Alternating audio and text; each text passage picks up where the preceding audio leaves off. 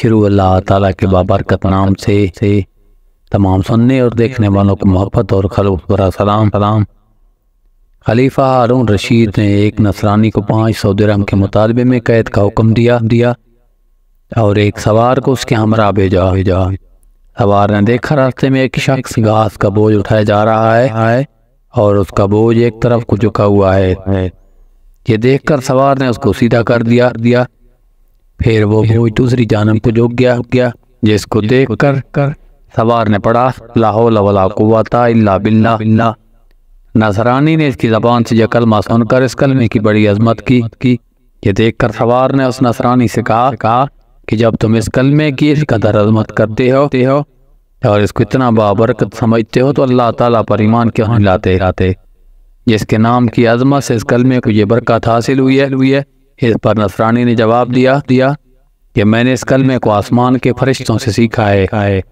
یہ سن کر سوار کو بہت تعجب ہوا اور سوار نے خلیفہ کی خدمت میں حاضر ہو کر تمام واقعات بیان کیا تو خلیفہ نے نصرانی کو بلوا کر دریافت کیا آخر تو نے یہ کلمہ فرشتوں سے کس طرح سیکھا ہے؟ تو اس نے بتایا کہ واقعہ یہ ہے کہ میرا ایک چچا بہت مالدار تھا اور اس کی ایک حسین لڑکی تھی۔ میں نے اس چچا زاد بہن کے لیے اپنے نکاح کا پیغام دیا جس کو میرے چچا نے منظور نہ کیا اور اس کا نکاح دوسری جگہ کر دیا۔ چنانچہ شب زواف میں اس کے شوہر کا انتقال ہو گیا۔ میں نے پھر اس سے نکاح کی درخواست کی مگر اس نے میری درخواست منظور نہ کی اور دوسری جگہ اس کا نکاح کر دیا۔ اس کا وہ شوہر بھی اسی طرح شب زواف میں بیوی کے پاس گیا تو مردہ پایا گیا۔ پھر تیسرے شخص کے اس کا نکاح ہوا، اس کے ساتھ بھی یہی واقعہ پیش آیا۔ اس کے بعد چوتھی مرتبہ میں نے پھر اپنے عقد کا پیغام دیا تو مجبوراً چچا نے اس لڑکی کا عقد مجھ سے کر دیا کیونکہ متواتراً حادثات کے بعد کوئی دوسرا اس لڑکی سے عقد کرنے کو تیار نہ تھا۔ آخر میں نے دیکھا کہ خلوت کے وقت شیطان ایک کوئے گراں کی طرح شکل میں ظاہر ہوا اور اس نے زور سے ایک چیخ مار کر کہا تو کہاں آیا ہے؟ میں نے جواب دیا کہ میں اپنی بیوی کے پاس آیا ہوں۔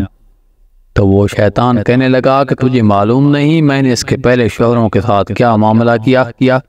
میں نے جواب دیا مجھے معلوم ہے۔ یہ سن کر وہ شیطان کہنے لگا اگر تو اس بات پر راضی ہو کہ یہ عورت رات کو میرے کے لیے ہو اور دن کو تیرے لیے تو بہتر ہے ورنہ میں تجھے بھی مار ڈالوں گا۔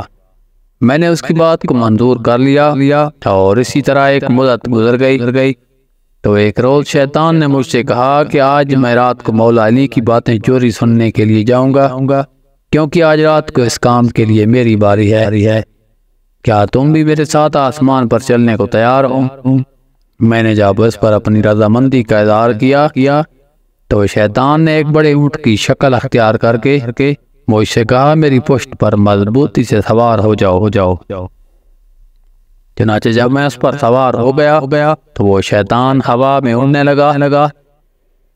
اتنے میں مجھے فرشتوں کی آواز آئی کہ وہ کہہ رہے ہیں لا حول ولا قوت الا باللہ، جس کو سن کر شیطان واپس ہوا اور مردہ کی طرح زمین پر گر پڑا اور میں بھی اس کے قریب ہی جا گرا۔ جب کچھ دیر کے بعد اس کو ہوش آیا تو کہنے لگا کہ تم اپنی آنکھیں بند کر لو۔ میں نے اپنی آنکھیں بند کر لی۔ اس کے بعد جب میں نے آنکھیں کھولیں تو کیا دیکھتا ہوں کہ میں اپنے گھر کے دروازے پر موجود ہوں۔ پھر جب میں اپنی بیوی کے پاس خلوت میں گیا تو میں نے اس سے کہا اس مکان میں جہاں کوئی بھی سوراخ ہے اس کو بند کر دو، ساری کھڑکیاں بند کر دو۔ اس نے ایسا ہی کیا۔ چنانچہ جب رات کو شیطان گھر میں داخل ہوا تو میں نے دروازہ بند کر دیا اور باہر سے دروازے کی طرف منہ کر کے بڑھنا شروع کیا لا حول ولا قوت الا باللہ، جو میں نے فرشتوں سے سن کر یاد کر لیا تھا۔ اتنے میں نے ایک سخت آواز سنی، پھر دوسری اور تیسری مرتبہ یہی کلمات پڑھے تو اس کے بعد بیوی نے مجھے پکارا کہ اندر آ جاؤ۔ جب میں اندر گیا تو بیوی نے بیان کیا کہ تم نے پہلی مرتبہ لا حول ولا قوت الا باللہ پڑھا تھا تو شیطان نے یہاں سے بھاگنے کا راستہ تلاش کیا مگر اسے کوئی راستہ نہیں ملا۔ جب دوسری مرتبہ تم نے لا حول ولا قوت الا باللہ پڑھا تو آسمان سے ایک آگ نے اتر کر شیطان کو گھیر لیا اور جب تیسری مرتبہ تم نے لا حول ولا قوت الا باللہ بڑھا تو اس آگ نے شیطان کو جلا کر راکھ کر دیا اور اللہ تبارک و تعالیٰ نے ہمیں سے نجات دے دی۔ خلیفہ ہارون رشید نے نصرانی کی زبان سے یہ واقعہ سن کر اس کو آزاد کر دیا اور وہ 500 درہم بھی معاف فرما دیے جن کی عوض اس کو قید کیا گیا تھا۔